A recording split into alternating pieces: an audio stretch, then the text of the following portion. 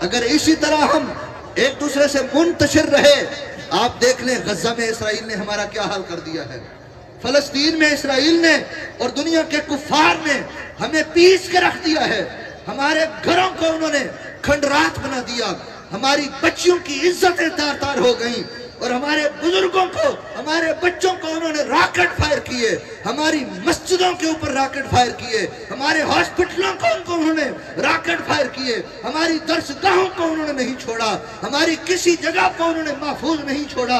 حضرات گرامی، یہ اس کے پیچھے وجہ کیا ہے؟ اس کے پیچھے وجہ ہماری نا اتفاقیاں ہیں، ہماری آپس کی ناچاکیاں ہیں، ہماری آپس کی تفرقہ بازیاں ہیں، ہماری آپس کی نفرتیں ہیں، ہماری آپس کی کدورتیں ہیں، ہماری آپس کی عداوتیں ہیں۔ آج اگر ہم متحد ہو جاتے ہیں، خود بخود عالم کفر کی اینٹ سے اینٹ بچ جائے گی۔ علامہ اقبال رحمت اللہ تعالیٰ علیہ نے کہا تھا، منفعت ایک ہے اس قوم کی، نقصان بھی ایک ہی سب کا نبی، دین بھی، ایمان بھی ایک، حرم پاک بھی، اللہ بھی، قرآن بھی ایک۔ کچھ بڑی بات تھی، ہوتے جو مسلمان بھی ایک، فرقہ بندی ہے کہیں اور کہیں ذاتیں ہیں، کیا زمانے میں پنپنے کی یہی باتیں ہیں؟ واعظ قوم کی وہ پختہ خیالی نہ رہی، برق طبعی نہ رہی، شعلہ مقالی نہ رہی، رہ گئی رسم ازاں روح بلالی نہ رہی، فلسفہ رہ گیا تلقین غزالی نہ رہی، مسجد مرثیہ خواہیں کہ نمازی نہ رہے، یعنی وہ صاحب اوصاف حجازی نہ رہے۔ شور ہے ہو گئے دنیا سے مسلمان نابود، ہم یہ کہتے ہیں کہ تھے بھی کہیں مسلم موجود۔ توجہ کیجئے، وضع میں تم ہو نصارہ تو تمدن میں ہنود، یہ مسلمان ہیں جنہیں دیکھ کے شرمائیں یہود۔ آج کا دن اہل اسلام کے لیے، اہل ایمان کے لیے بڑی عظمتوں شانوں والا دن ہے۔ یہ وہ عظیم دن ہے کہ جو ماہ رمضان المبارک کی بابرکت گھڑیوں کے بعد اللہ تعالیٰ کی طرف سے اہل ایمان کے لیے انعام کا دن ہے، رحمتوں برکتوں والا دن ہے۔ ماہ شوال المکرم کی آج 1 تاریخ یوم عید الفطر، آج پوری دنیا میں اہل ایمان فرزندان اسلام دنیا بھر میں اپنے اپنے ملکوں، اپنے اپنے شہروں، اپنے اپنے قریوں اور بستیوں میں عیدگاہوں میں اجتماعیت کا مظاہرہ کر رہے ہیں۔ صف بصف کھڑے ہو کر، کندھے سے کندھا ملا کر نماز عید کی ادائیگی کر رہے ہیں۔ ذرا غور فرمائیں، یہ عظیم الشان اجتماع ہمیں کیا درس دے رہا ہے؟ پوری دنیا کے اندر آج اہل ایمان فرزندان اسلام ہر قسم کے امتیازات کو ختم کر کے نسلی جو امتیازات ہیں، جو لسانی امتیازات ہیں اور فرقہ وارانہ جو امتیازات ہیں، سیاسی امتیازات ہیں، ہر چیز کو آج ترک کر کے چھوڑ کر فرزندان اسلام کندھے سے کندھا ملا کے ایک ہی صف میں کھڑے ہو گئے۔ محمود و ایاز، نہ کوئی بندہ رہا نہ کوئی بندہ نواز۔ آج کے اس عظیم الشان اجتماع کا پہلا درس یہ ہے کہ تم ایک ہو۔ مسلمانوں، آج کے اس عظیم اجتماع کے بنیادی درس کو سمجھنے کی کوشش کریں۔ ہمارا دین ہمیں مجتمع کر کے، جمع کر کے، ہر قسم کے امتیازات کو ختم کر کے، ہر قسم کے فرق کو ختم کر کے آج پوری دنیا اسلام کے فرزندان پوری دنیا سے آج اپنی اجتماعیت کا مظاہرہ کر رہے ہیں۔ ذرا غور کیجئے، اس کا پہلا درس کہ تم ایک ہو، تمہارے درمیان کوئی رنگ و نسل کا کوئی فرق نہیں، امیری غریبی کا کوئی فرق نہیں۔ جس صف کے اندر وقت کا بادشاہ کھڑا ہو سکتا ہے، اسی صف کے اندر وقت کا فقیر بھی کھڑا ہو سکتا ہے۔ جس صف کے اندر رنگ کا گورا کھڑا ہو سکتا ہے، یہ اسلام کا حسن ہے، اسی صف کے اندر رنگ کا کالا بھی کھڑا ہو سکتا ہے۔ یہ تمام تر فرق اسلام نے ختم کیے ہیں، اور اس کا دوسرا درس یہ ہے کہ تم متحد ہو، تمہارے درمیان کسی قسم کا کوئی فرق نہیں، کوئی تفرقہ نہیں، تمہارا خدا ایک ہے، تمہارا نبی ایک ہے، تمہارا قرآن ایک ہے، تمہارا کعبہ ایک ہے۔ حضرات گرامی غور کیجئے، آج کا یہ اجتماع ہمیں پیغام دے رہا ہے کہ تمہاری منزل ایک ہے، تمہارا مقام ایک ہے، تمہاری سوچ بھی ایک ہونی چاہیے، تمہاری فکر بھی ایک ہونی چاہیے، تمہاری جستجو بھی ایک ہونی چاہیے۔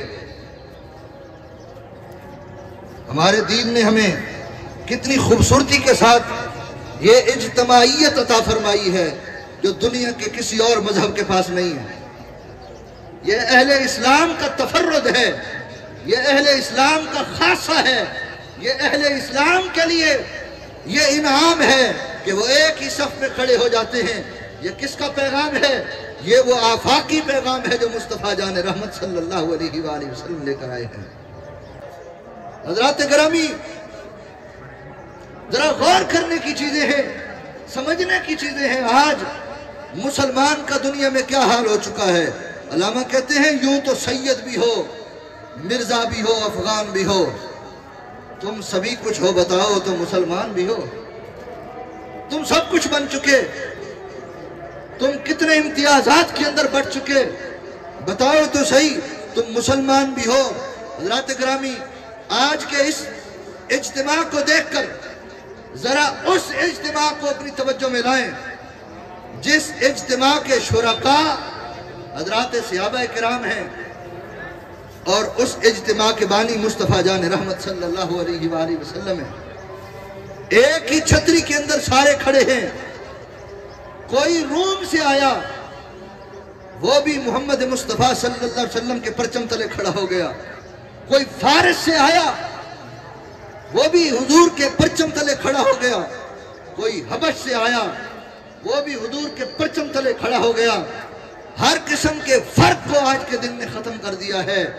ہمیں آج سمجھنے کی ضرورت ہے کہ آج جس تسبیح کے موتیوں کے اندر، جس تسبیح کی لڑی کے اندر ہمارے آقا و مولا مصطفیٰ کریم جان رحمت صلی اللہ علیہ وآلہ وسلم نے جس وحدت کے اندر ہمیں پرویا تھا، ہمیں ایک دوسرے کا بھائی بھائی بنا دیا تھا، انما المؤمنون اخوہ کا پیغام ہمیں عطا فرمایا۔ ہم مسلمان ایک دوسرے کے بھائی تھے، ہم ایک دوسرے کے بھائی ہیں۔ آج اس سبق کو یاد کرنے کی ضرورت ہے کہ آخر کیا بات ہے؟ اتنی بڑی اجتماعیت کے باوجود آج پوری دنیا میں حرم کعبہ سے لے کر دنیا کے آخری کونے تک جہاں جہاں مسلمان آباد ہیں، ذرا غور کر کے دیکھیں، ہر قسم کے فرق مٹا کے لوگ صف پہ صف کھڑے ہو گئے ہیں۔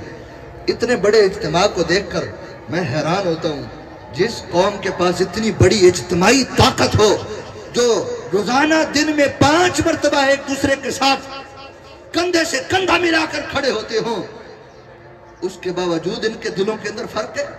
میں عرض کر رہا تھا، جس دین نے ہمیں ایک تسبیح میں پرویا ہے، جس دین نے ہمیں متحد کر دیا ہے، آج ہم اس قدر نفرتوں کے اندر کیوں پھیل گئے؟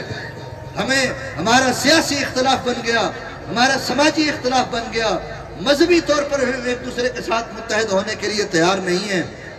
آج ہمیں سمجھنے کی ضرورت ہے، اگر اسی طرح ہم ایک دوسرے سے منتشر رہے، آپ دیکھ لیں غزہ میں اسرائیل نے ہمارا کیا حال کر دیا ہے، فلسطین میں اسرائیل نے اور دنیا کے کفار نے ہمیں پیس کے رکھ دیا ہے، ہمارے گھروں کو انہوں نے کھنڈرات بنا دیا، ہماری بچیوں کی عزتیں تار تار ہو گئیں، اور ہمارے بزرگوں کو، ہمارے بچوں کو انہوں نے راکٹ فائر کیے، ہماری مسجدوں کے اوپر راکٹ فائر کیے، ہمارے ہاسپٹلوں کو انہوں نے راکٹ فائر کیے، ہماری درسگاہوں کو انہوں نے نہیں چھوڑا، ہماری کسی جگہ کو انہوں نے محفوظ نہیں چھوڑا۔ حضرات گرامی، یہ اس کے پیچھے وجہ کیا ہے؟ اس کے پیچھے وجہ ہماری نا اتفاقیاں ہیں، ہماری آپس کی ناچاکیاں ہیں، ہماری آپس کی تفرقہ بازیاں ہیں، ہماری آپس کی نفرتیں ہیں، ہماری آپس کی کدورتیں ہیں، ہماری آپس کی عداوتیں ہیں۔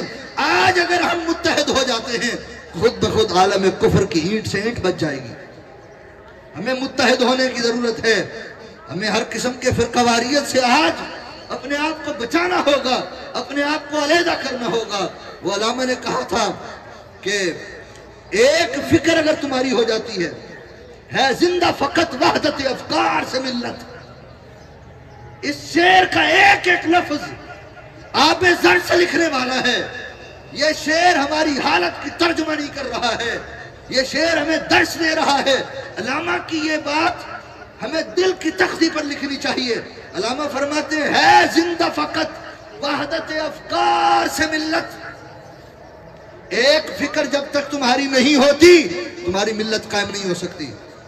جس ملت کو مصطفیٰ جان رحمت نے قائم کیا ہے، حضور جان رحمت صلی اللہ علیہ وآلہ وسلم کی ذات اقدس نے جو پلیٹ فارم قائم کیا ہے، اس میں ذرا غور کریں۔ صحابہ کرام رضوان اللہ علیہم اجمعین کہاں کہاں سے، کس کس شہر سے تعلق رکھنے والے، کس کس علاقے اور خطے سے تعلق رکھنے والے، سارے فرق مٹا کر حضور کے پرچم تلے اکٹھے ہو گئے، ایک ہو گئے، متحد ہو گئے۔ جب انہوں نے متحد ہونے کا مظاہرہ کیا تو اللہ تعالیٰ نے مکہ بھی ان کے کنٹرول میں دے دیا، مدینہ بھی ان کے کنٹرول میں دے دیا، کیسر و کسرا بھی ان کے قدموں کے نیچے تھا، اور دنیا کی بادشاہتیں بھی ان کے قدموں کے نیچے تھی۔ وجہ کیا ہے؟ آج اتنی بڑی اجتماعیت، ہم یہاں کندھے سے کندھا ملا کے کھڑے ہو رہے ہیں۔ اس کا کیا مطلب ہے؟ اس کا معنی یہ ہے ہم ایک ہیں، ہم متحد ہیں، ہمارے درمیان کوئی فرق نہیں ہے، ہم کندھے سے کندھا ملا کے پوری دنیا کو یہ پیغام دیتے ہیں۔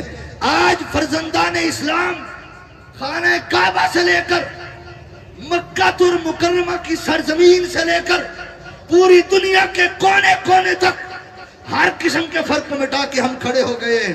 اگر ہم یہاں اجتماع میں کھڑے ہوئے ہیں اپنی طاقت سے نہیں، میرے اس جملے پر غور کیجئے گا، ہم اپنی طاقت سے نہیں کھڑے، ہم اپنے انتظامات سے نہیں کھڑے، آج بھی اگر ہم کھڑے ہیں تو میرے مصطفیٰ کی دی ہوئی طاقت سے کھڑے ہیں۔ اس بات کو سمجھیں، یہ میرے مصطفیٰ کے آفاقی پیغام کا تقاضا ہے۔ آج بھی اگر ہم جمع ہوئے ہیں تو ہمارے مصطفیٰ کی تعلیم کی وجہ سے جمع ہوئے ہیں۔ اگر میں غلط کہہ رہا ہوں مجھے بتائیں کہ آپ غلط کہہ رہے ہیں، اگر میں صحیح کہہ رہا ہوں تو نفرتیں چھوڑ دیں، کدورتیں چھوڑ دیں، دلوں کو صاف کریں، اپنے من کو اجلا کریں، اپنے دل کو پاک کریں، اپنے دل کو صاف کریں، اور اپنے رشتہ داروں کے لیے، محلے داروں کے لیے، اپنے پڑوسیوں کے لیے اور پوری امت مسلمہ سے میں یہ پیغام عرض کر رہا ہوں۔ غور کریں، اگر آج ہم متحد ہوتے، آج سعودی عربیہ، پاکستان، ایران، لبنان، عراق، شام، فلسطین، آج مصر، دنیا کی ساری مسلم قوتیں آج اکٹھی ہو جاتی، میں پھر دیکھتا امریکہ آ جائے، افریقہ آ جائے، آج دنیا کے کفار جمع ہو جاتے، مسلمانوں کا بال بھی بیکا نہیں کر سکتے، مسلمانوں کا کچھ نہیں بگاڑ سکتے۔ اگر آج فلسطین کو انہوں نے رود کے رکھ دیا ہے، کشمیر کے اندر ہماری ماؤں بہنوں بچیوں کی عزتیں لٹتی ہیں، وجہ کیا ہے؟ وجہ ہماری نا اتفاقیاں ہیں۔ ہمارے حضور نے کیا فرمایا تھا؟ المسلم کا جسد واحد، مسلمان ایک باڈی کی مانند ہیں، مسلمان ایک جسم کی مانند ہیں، مسلمان ایک وجود جیسے ہیں۔ وجود کے جس حصے میں تکلیف ہو، پورے کے پورے وجود کو اس تکلیف کا احساس ہوتا ہے۔ حضرات گرامی، اگر آج ہم عید کی خوشیاں منا رہے ہیں، میں پوچھتا ہوں ایک مسلمان سے، کیا فلسطین کے مسلمانوں کا درد آپ کے سینے میں نہیں ہے؟ کیا ماں بہنوں بچیوں کی لٹتی ہوئی عزتوں کا درد آپ کے سینے میں نہیں ہے؟